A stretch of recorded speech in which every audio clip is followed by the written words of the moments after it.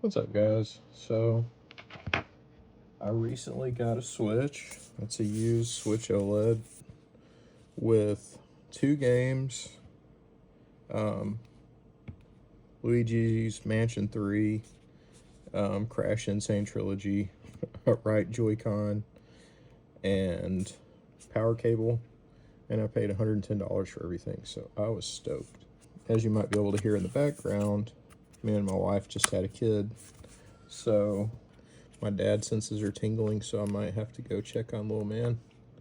I know he's in there with mom, but I hear him crying, and then, you guys with kids will understand. You just have to go check on him. All right, I'll be right back. All right, I am back. One dirty diaper later. The video, since I've never done this before, I'm following a video from Mr. Mario 2011. I really like his stuff a lot. He's just really detailed and does a good job. All right, after checking out the video that I'm following, it says you want to go ahead and split this stuff and then kind of go through, kind of like you're opening a clamshell if you've ever done that before. And once it's popped open, just very easily, see if I can get it to go. There we go. Yeah, it's going. Open it and flip her open. Apparently, if you disconnect these ribbon cables, it is kind of a pain. I could definitely see where it would be a little bit of a pain. And then, apparently, let me turn off Phillips head. Remove the Phillips head.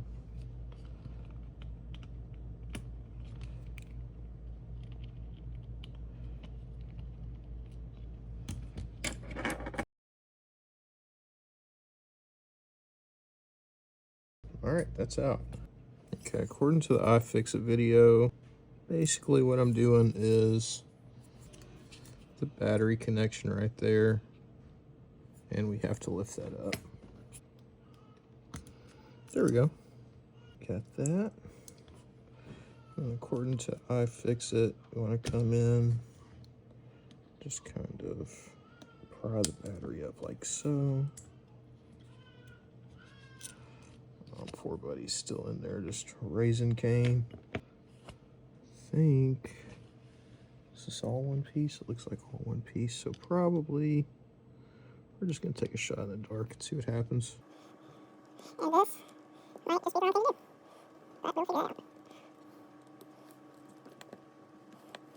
We're gonna have to pull that out of the way. Then we should be able to just lift this up. Okay, we got a ribbon cable right there. Let's see if I can just do, let's get these screws out of the way.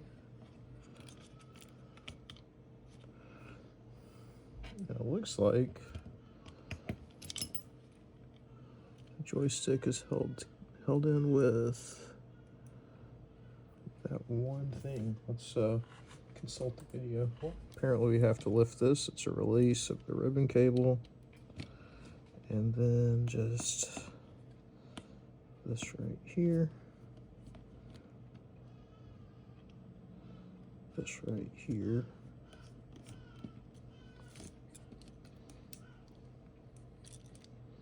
and the Joy-Con should just come out.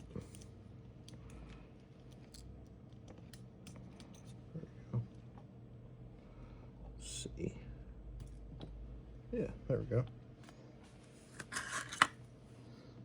Now let's make sure the little guard piece is back in place. All right, according to the iFixit video, you just make sure your little seal is in there good. It's good. Then should be able to just wrestle the stick through. Now, very carefully, I have to get this dude screwed back together. Right now I feel like it's the Wild West. Our guy is 6 days old, and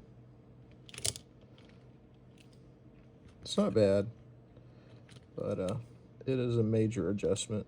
I'm very thankful. I love having a son. I'm so thankful that me and my wife, have a healthy baby.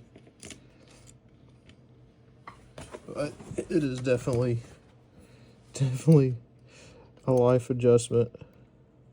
Okay, according to the video, it doesn't slide super far in there.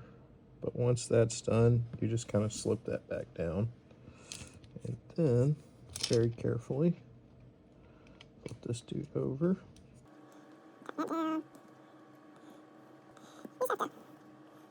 Okay. This is going to be the thing that frustrates the shit out of me.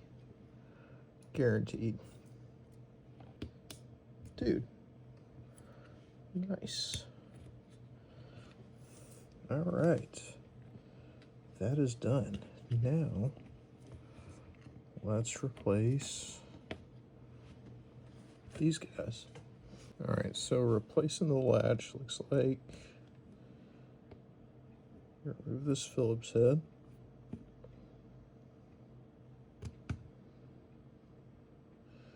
And apparently there's a spring in here that is just itching to just like destroy your life. Then you lift this guy, this little metal plate. Nice. And the video I saw said just lift it up.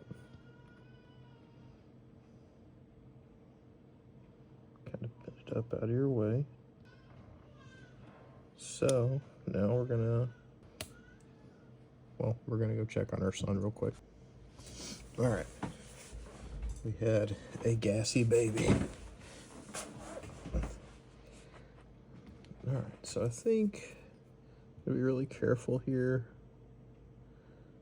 pulling this up because it's under spring tension.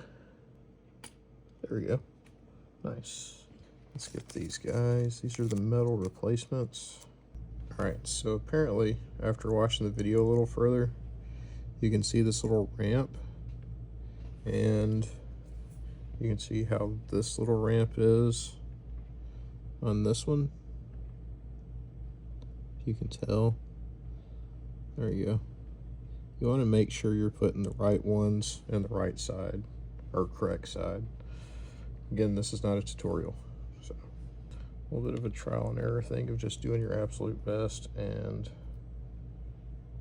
yeah, so yeah, it's just gonna be one of them things.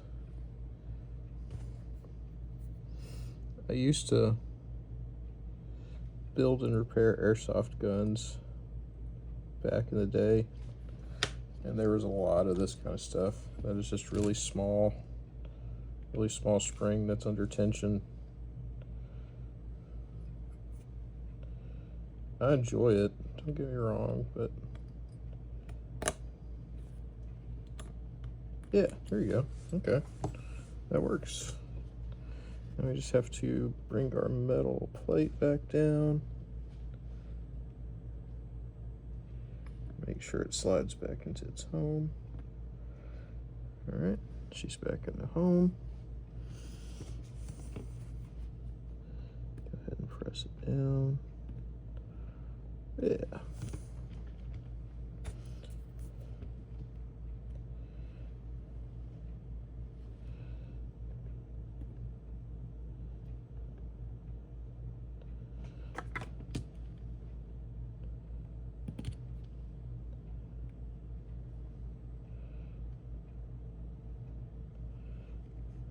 All right, it's tightened up. Now, I believe we're going to very carefully line this up like so. Got a small metal screw.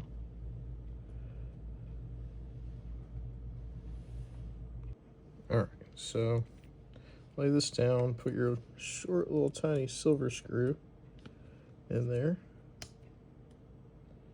tighten it down. That's done. I'm gonna go ahead and just double check, make sure that battery connector is connected. Yeah, battery's connected. And then should be able to just clip it back together. Yep.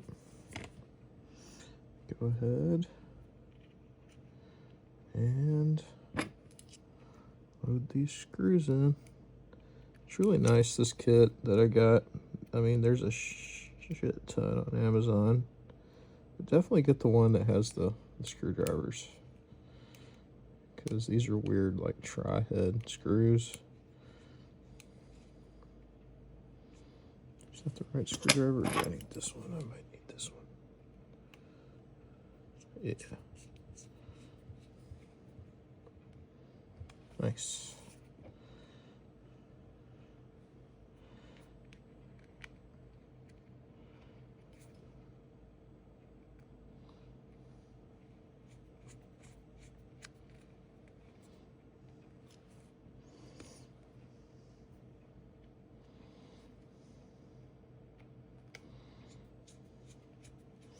I know you've got to calibrate these things too,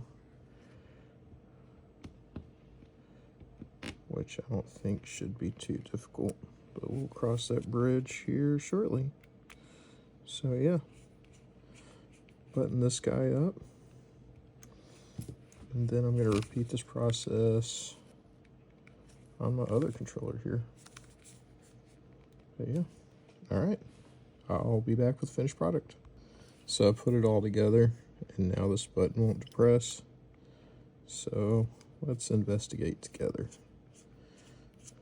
Maybe we can both learn, or all learn something. All right, taking it back apart.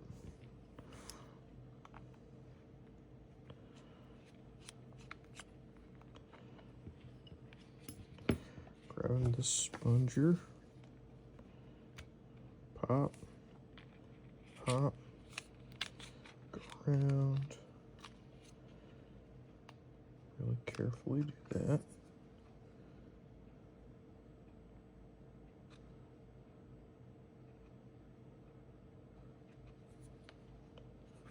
Okay, yeah, let's give me 1 second. So thankfully the solution to the problem was really easy. The little Joy-Con release button had come unseated, but not like popped out of the way, and so it wasn't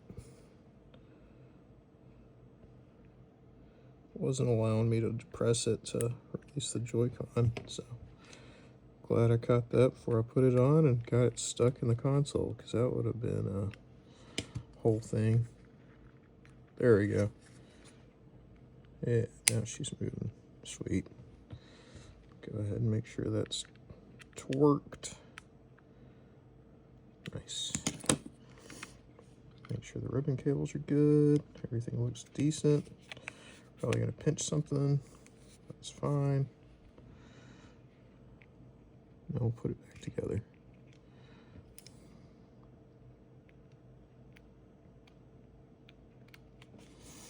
All in all, I mean, it's really nice that, you know, modding the PS5 controller, I had to do some soldering and stuff. But if you're patient and are very careful with like the small bits inside of this, it's really not bad.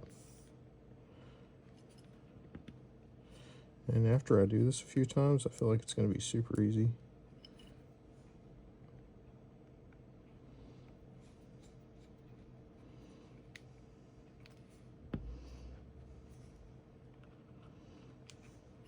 Since my wife was loving enough to watch the baby while I do this, I'm going to have to DoorDash us some good food. Alright, now I'm going to repeat all this madness on the other Joy-Con, and then I'll be back with the results.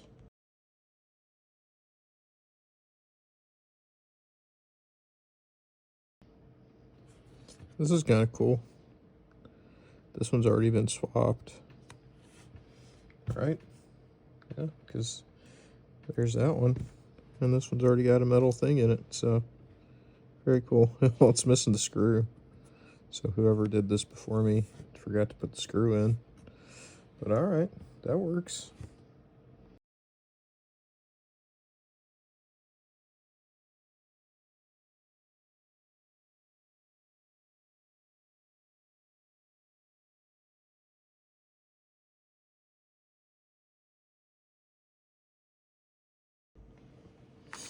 Alright, let's button this guy up.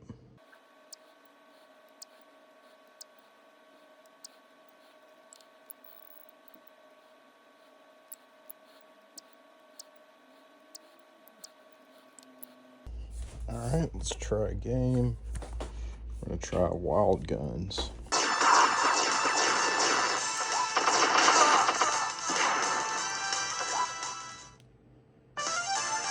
Well, played to the second level, and honestly, they feel like maybe they need to be broke in.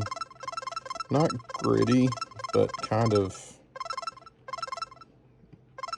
like they're moving through molasses a little bit. And I have heard some reviews say that it does require a little bit extra force to actuate them. But as far as accuracy and everything, they're really accurate after calibration, and I think it's something I'm going to like. I'm not like a competitive player or anything on this thing, especially not with Joy-Cons. So, yeah. I don't know. If yours work, don't fool with it. If you have stick drift and you want to experiment and see if you can fix it, then do it. But don't use this as a tutorial because it might not be good for you. But, yeah, have a good one.